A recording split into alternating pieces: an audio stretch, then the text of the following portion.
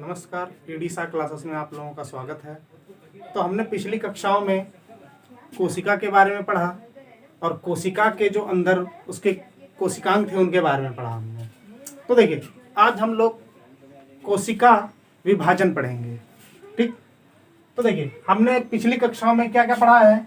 तो देखिए, जो हमारी कोशिका थी वो हमने केंद्रक के आधार पर अगर पढ़ा था तो इसमें दो प्रकार की थी। जिसमें केंद्रक विकसित नहीं होता था तो उसको हम लोग क्या कहते थे, प्रोकैरियोटिक कोशिका।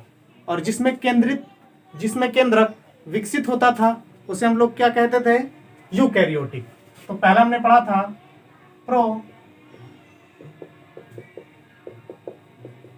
प्रोकैरियोटिक और केंद्रक के आधार पे दूसरा क्या था, यूकैरियोटिक।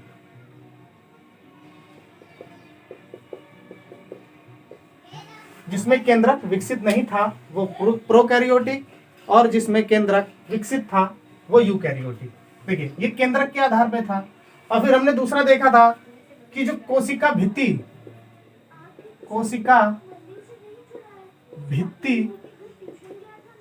किसमें होती थी, ये हमारे पादप कोशिका में होती थी, पादप कोशिका। और फिर इसी में हमने कोशिका भित्ति के आधार पर देखा तो पादप कोशिका। उसके बाद हमने देखा किस पे, कोशिका झिल्ली के आधार पे, कोशिका झिल्ली। इसमें क्या होता था, ये जंतु कोशिका,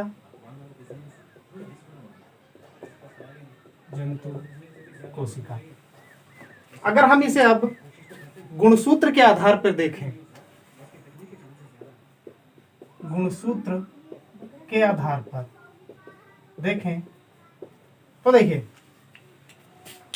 जो पुरुष होते हैं, ठीक है ना, और महिलाएं, यदि उनमें सिर्फ उनके जो 23 गुणसूत्र हों और महिलाओं के सिर्फ 23 गुणसूत्र मिलें, वो क्या होंगे। कहने का मतलब उन्हें क्या कहेंगे, एक गुणित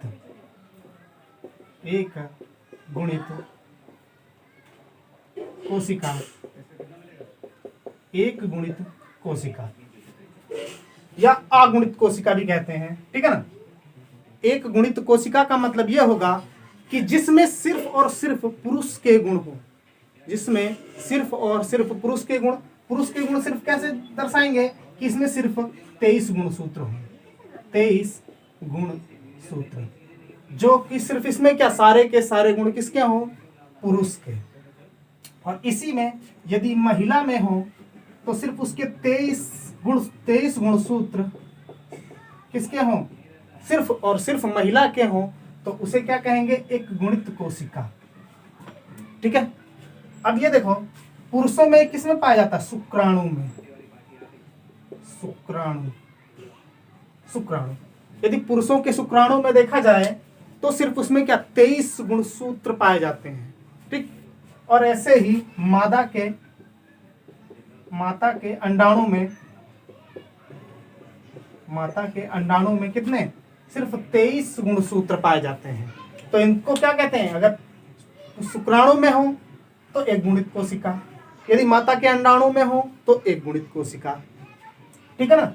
अब इसी प्रकार से हम लोग देखेंगे कि द्विगुणित कोशिका किसे कहेंगे।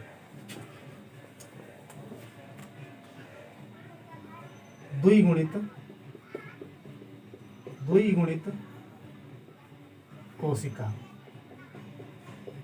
देखिए, जब द्विगुणित कोशिका किसको कहेंगे कि जैसे हमारे पुरुष का शुक्राणु और मादा का अंडाणु,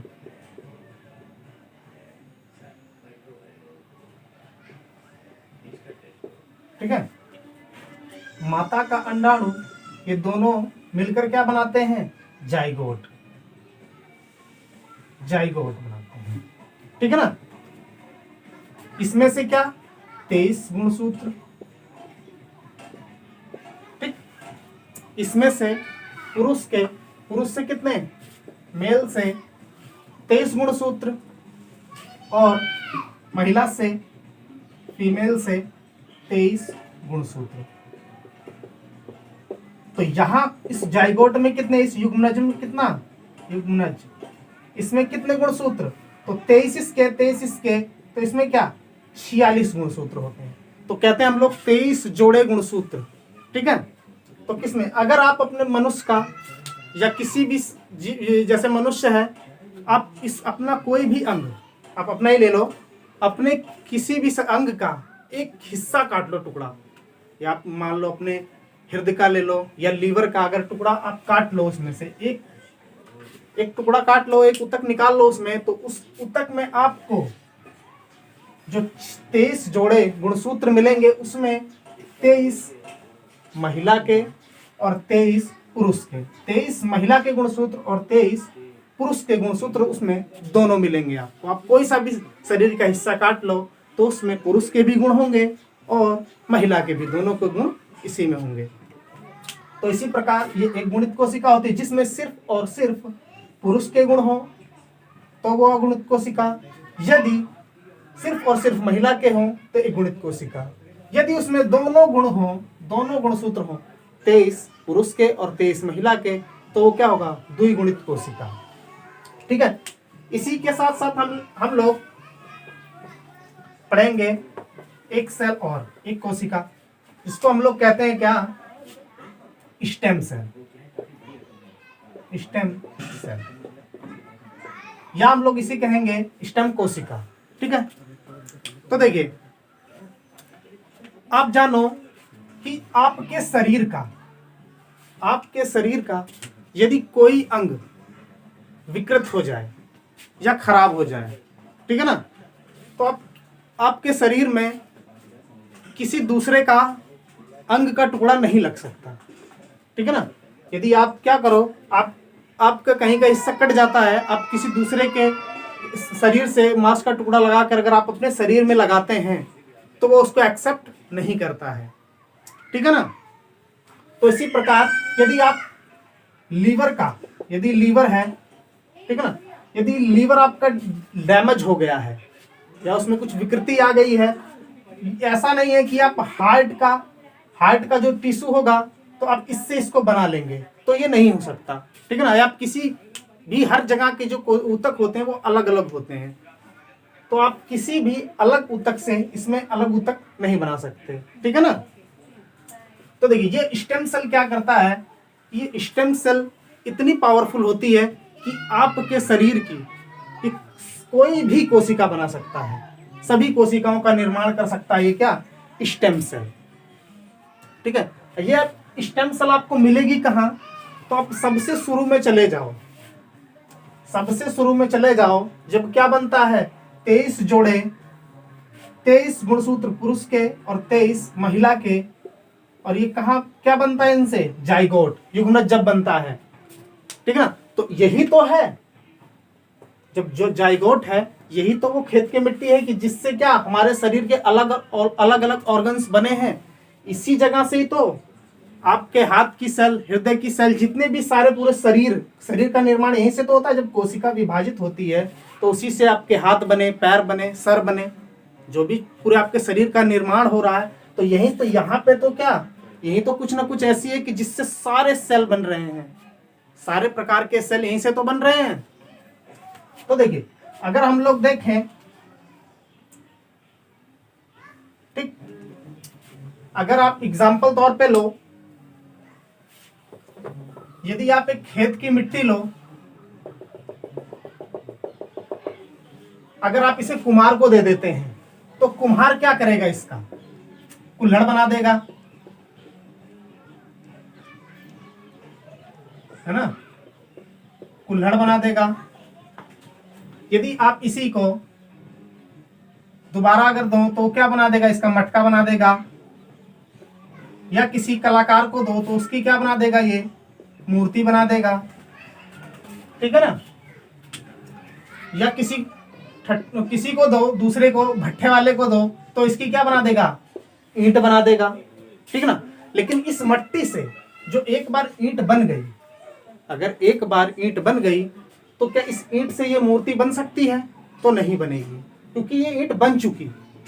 ठीक है, क्या इस मूर्ति से ये मटका बन सकता है, तो नहीं बन सकता, ठीक है ना। क्या होता है कि ये एक बार ही बन चुकी होती है, लेकिन अगर आपके पास ये खेत की मिट्टी हो तो आप कुछ भी बना सकते हैं, तो वही होती है स्टेम सेल। अब आपको ये स्टेम सेल मिलेगी कहाँ? तो मैंने बताया जो आपका क्या होता है, जब जाइगोट बनता है ना, उस समय, या आप तो उसको निकाल लो, लेकिन आप क्या, ऐसा नहीं हो सकता, ठीक है ना। तो देखिए आपको मिलेगी कैसे, तो आपने देखा होगा कि जब माँ किसी बच्चे को जन्म देती है तो उससे एक प्लेसेंटा जुड़ा होता है, प्लेसेंटा, जो उस बच्चे के नाभि में सीधे कनेक्ट होता है, तो इसे क्या कहते हैं, प्लेसेंटा, ठीक है ना। ये प्लेसेंटा कि जो माँ खाती है इसी के माध्यम से बच्चा भी वही खाता है, तो इस बच्चे का पोषण इस प्लेसेंटा के माध्यम से ही होता है, ठीक है ना। और वो सेल आपको इसी प्लेसेंटा में मिलेगी, ठीक है ना। अगर आप इसे देखो तो इसी प्लेसेंटा में ये वो क्या मिलेगी, ये स्टेम सेल मिलेगी, जिससे बच्चा जब जन्म ले लेता है, बाहर निकलता है, तो उससे वो प्लेसेंटा कनेक्शन काट दिया जाता है, ठीक है ना। एक ब्रॉडबैंड कनेक्शन की तरह होता है कि जिससे जो अगर माँ कुछ खाएगी तो इससे इसका पोषण इस बच्चे में जाएगा, ठीक है ना। तो आपको स्टेम सेल कहाँ मिलेगी, इसी प्लेसेंटा में। तो देखिए ये मिलती तो, लेकिन इसका इस जो नाड़ी के अंदर जो प्लेसेंटा है, इसका रख रखाव बहुत महंगा साबित होता है, ठीक है ना, क्योंकि इसमें क्या, एक साल का 70,000 रुपए, ठीक है ना। इसका जो रखने का खर्च है, एक वर्ष का 70,000 रुपए है रखने का, ठीक है ना, स्टेम सेल को आपको रखने का। तो इसका एक खोला गया ब्रांच है इसकी चेन्नई में, जहां पर इसको क्या रखा जाता है, ठीक। लेकिन इसका खर्च बहुत महंगा, कहने का मतलब किसी का अंग अगर खराब होता है, आपका हृदय, आपका अगर मान लो लीवर खराब हो गया, तो ये सेल ऐसी है कि जिससे आपका क्या, लीवर की सेल को दोबारा बनाया जा सकता है। अगर कोई सा भी अंग आपके शरीर खराब हो गया तो इस सेल से वो अंग बनाया जा सकता है। लेकिन क्या होगा कि आपके शरीर का कोई भी अंग 50-60 साल से पहले खराब होता नहीं है, 50-60 साल तक। लेकिन अगर एक साल का 70,000 दोगे, तो अगर 50 साल 7 पंजे 35 लाख रुपए आपका सिर्फ उसके रख रखाव के लिए होगा। अगर आप देख लो, अगर आप इसको 35-40 साल तक रखोगे तो उसका कितना खर्च हो जाएगा। तो इसी वजह से इसका खर्च बहुत महंगा होता है, ठीक है। तो चलिए अब हम लोग कोशिका विभाजन की ओर चलते हैं, ठीक।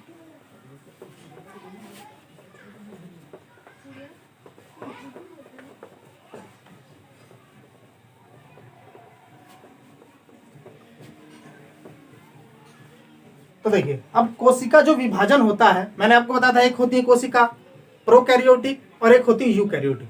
और प्रोकैरियोटिक कोशिका में जो केंद्र का पदार्थ होता है, जो बीज का केंद्रक होता है, उसके मटेरियल क्या होते हैं, चारों ओर बिखरे पड़े होते हैं, ठीक है।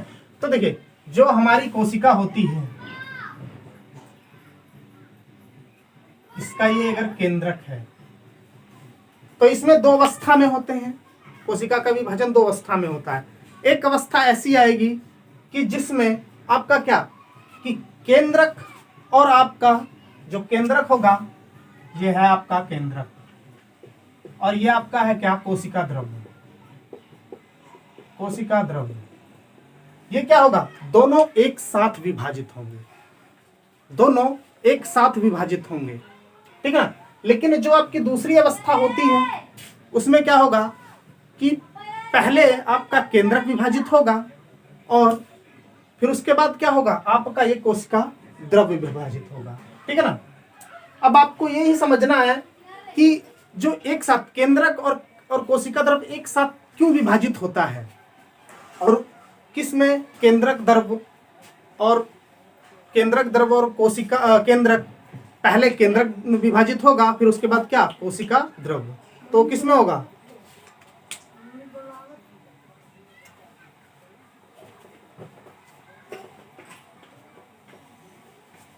तो देखो ये केंद्रक, ये कोशिका द्रव्य, ये केंद्रक, तो जब दोनों एक साथ होंगे तो देखो, तो ये अगर इसमें खिंचाव है, अगर आपको एक साथ दोनों विभाजित करना है, आप एग्जांपल लो कि ये पेन है और इसका ये कैप है, अगर ये दोनों एक साथ हैं, अगर एक साथ विभाजन करना है तो इसमें क्या करना पड़ेगा, इसको क्या करना पड़ेगा, खींचना पड़ेगा। क्या करना पड़ेगा, खींचना पड़ेगा। ठीक ना, दोनों एक साथ जुड़े हैं, अगर दोनों एक साथ जुड़े हैं तो अगर इसको खींचा जाएगा तो इसकी संरचना कुछ इस प्रकार बनेगी।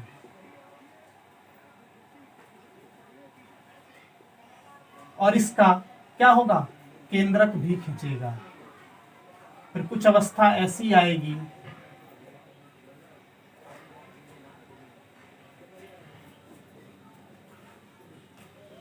अभी तो जुड़ा हुआ है, तो कुछ अवस्था ऐसी आएगी जिसमें क्या होगा, ये दो अलग अलग हो जाएंगे।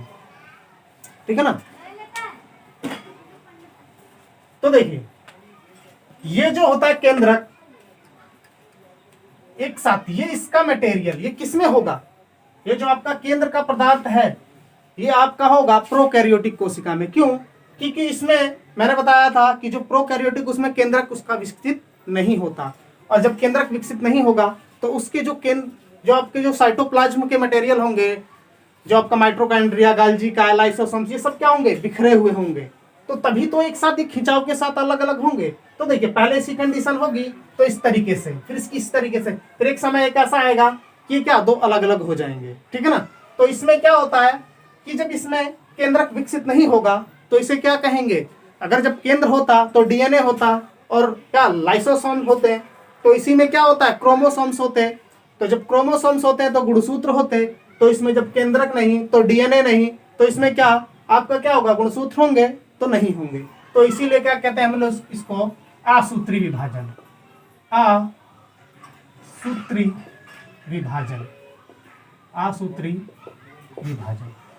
ठीक है ना, क्योंकि इसमें केंद्र किसका डेवलप नहीं होता। अगर जिसका केंद्र डेवलप नहीं होता तो उसमें स्पेशल कैरेक्टर नहीं पाए जाते। मैंने आपको बता दिया पिछली कक्षा में। तो देखिए, अगर जिसमें केंद्रक होगा, ठीक है ना, जिसमें केंद्रक होगा उसके कैरेक्टर क्या होंगे, स्पेशल होंगे। तो देखिए आप दूसरी अवस्था कि ये आपका केंद्रक है। तो देखिए मैंने दूसरी अवस्था बताई कि इसमें क्या होगा, पहले केंद्रक का विभाजन होगा, पहले केंद्रक का विभाजन होगा, फिर उसके बाद इस कोशिका द्रव्य का विभाजन होगा। तो इसमें क्या होगा, ये देखिए एक समय ऐसा आएगा कि इसमें इसके जो केंद्र का पदार्थ है, एक समय ऐसा आएगा कि क्या ये धीरे धीरे झिल्ली क्या होने लगेगी। इसके विभाजन के लिए यह अनिवार्य है कि इस केंद्रक की झिल्ली धीरे धीरे गल जाए। तो प्रथम अवस्था ऐसी आएगी कि क्या होगा कि पहले इसकी झिल्ली गलेगी और इसको अलग अलग होने के लिए, इस केंद्र के पदार्थ को अलग अलग होने के लिए इसकी केंद्र की झिल्ली गायब होनी बहुत अनिवार्य है। कि जब तक ये केंद्र के पदार्थ बाहर नहीं आएंगे तब तक आपके को केंद्रक का विभाजन नहीं होगा। तो धीरे धीरे एक समय ऐसा आता है कि इसकी क्या, जब इसका विभाजन होने लगता है तो इसकी केंद्र की झिल्ली क्या धीरे धीरे गायब होने लगती है, और जैसे धीरे धीरे गायब होगी इसके केंद्र के पदार्थ क्या होंगे, बाहर आएंगे। तो देखिए इसमें मैंने आपको बताया था कि क्या होते हैं, सेंट्रियोल बताया था कि जो सेंट्रियोल क्या करता है कि पोल डिसाइड करता है। कोशिका विभाजन में क्या होता है, पोल डिसाइड करता है। ठीक है ना। अब देखिए पोल डिसाइड कैसे करेगा, और इसमें एक स्पाइंडर पाया जाता है। स्पाइंडर क्या होता है, वो जमाता है, इसको अरेंज करता है। देखिए कैसे होगा कि जब इस केंद्र के पदार्थ बाहर निकलेंगे ना तो इसके जो क्रोमोसोम्स होंगे, क्रोमोसोम्स की होने लगती है कॉपी। ठीक है ना। जो गुणसूत्र होंगे आपके कितने, 23 गुणसूत्र होंगे। ठीक है ना। तो इनकी क्या करेंगी, कॉपी होने लगते हैं। 23 दूना 46 गुणसूत्र होते हैं, तो इन सब की कॉपी होगी। तो जो डीएनए होगा इसकी ऐसे कॉपी होती चली जाएगी। ठीक है ना। ये एक दूसरे के क्या अरेंज में हो जाएंगे। अब इसको अरेंज कौन करता है, इन गुणसूत्रों को, इन क्रोमोसोम्स को अरेंज करता है आपका स्पाइंडर, है ना, स्पाइंडर। ये स्पाइंडर इनको क्या, स्पाइंडर फाइबर होता है। ठीक है ना, फाइबर, स्पाइंडर फाइबर होता है। वो इसको क्या करता है, इसको अरेंज करता है, इसको ऐसे अकॉर्डिंग में अरेंज करता है। वो भी किस साइड से, इस साइड से अरेंज करता है, इस तरीके से। ये एक दूसरे से इस तरीके से अरेंज है। ठीक है।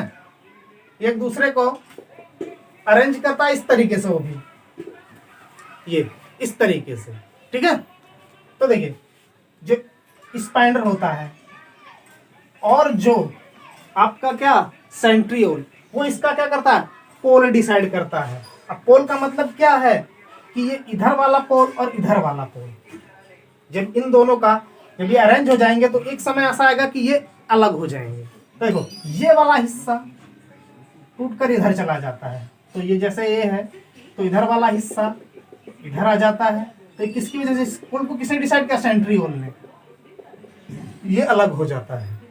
फिर एक अवस्था आती है कि ये धीरे धीरे क्या होता है, ये इसके अंदर ये इसको लेकर अलग, वो उसको लेकर अलग, तो इसी में क्या होते हैं, दो केंद्रक बन जाते हैं, ठीक। और इसमें सारी चीजें जो कॉपी हुई थी, तो इसके अंदर सारा मटेरियल, और एक अंतिम अवस्था जब आती है तो ये इसको इधर वाला हिस्सा लेकर इधर और इसका हिस्सा इधर लेकर, तो ये इसके क्या हो जाते हैं, तो ये पुरानी वाली कोशिका मरती नहीं है, इसका अस्तित्व खत्म हो जाता है, ठीक है। इसका भी क्या होता है, अस्तित्व खत्म हो जाता है, ठीक। तो इसी में ही हम लोग देखते हैं इनकी अलग अलग अवस्थाएं होती हैं, ठीक है ना। तो इसकी जो अवस्थाएं होती हैं वो अलग अलग होती हैं। तो प्रथम अवस्था में क्या होता है, पूर्व अवस्था, मध्य अवस्था, पश्चात अवस्था, अंत्य अवस्था, ठीक है ना। तो ये सारी अवस्थाएं, इसमें 4 अवस्था में तो इसका सिर्फ क्या होता है, केंद्रक विभाजित होता है, लेकिन अंतिम अवस्था में सिर्फ क्या होता है, आपका जीवद्रव्य विभाजित हो जाता है, ठीक है। तो इसमें कुछ नहीं है कि आपका कौन कौन सी अवस्थाएं हैं, आपकी ये 4 अवस्था में क्या होता है, ये आपका केंद्रक विभाजित होता है, और जो अंतिम अवस्था होती है उसमें क्या होता है, आपका कोशिका द्रव्य विभाजित होता है, ठीक है।